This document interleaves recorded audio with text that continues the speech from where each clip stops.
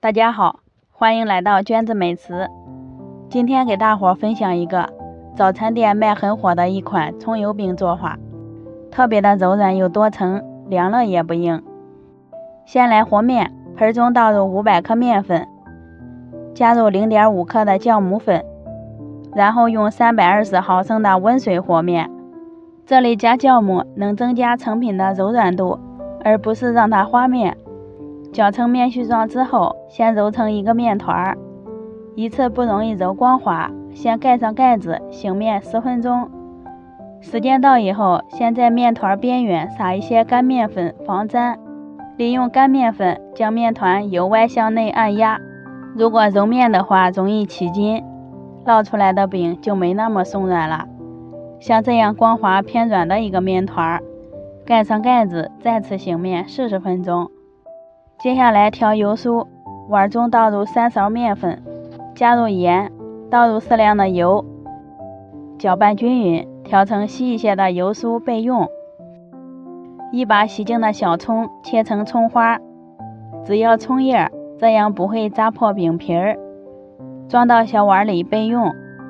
面板上多撒一些干面粉，取出醒好的面团，不用揉面，直接用手按扁，擀成一个长方形的生胚，厚度在0.5厘米就行了。在上面淋上调好的油酥，用刮板均匀的涂抹开，这一步也是饼子起成的关键哟。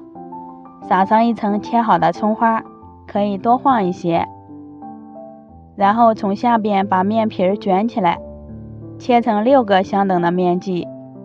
拿起一个生胚，把切口处捏严实，防止漏油酥，再拧上几圈，压扁就做好了一个生胚。然后松弛5分钟，先从第一个做好的生胚给它擀成一个大圆饼，稍微厚一点，层次会更明显。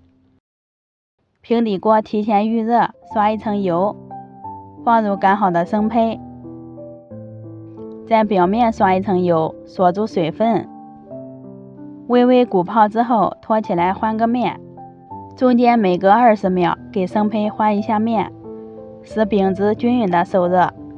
全程用中火烙制，这样对于新手来说的话更好把握，一直烙着两面金黄就可以出锅啦。咱们的葱油饼就做好啦，每张都是金黄金黄的，很柔软。这是凉了以后的效果，看一下还非常的柔软哟。撕开里面还都是小薄层，和面时加了酵母粉，吃起来的口感也很好，柔软筋道不干硬。喜欢的朋友可以收藏起来试一下。我是娟子，咱们下期见。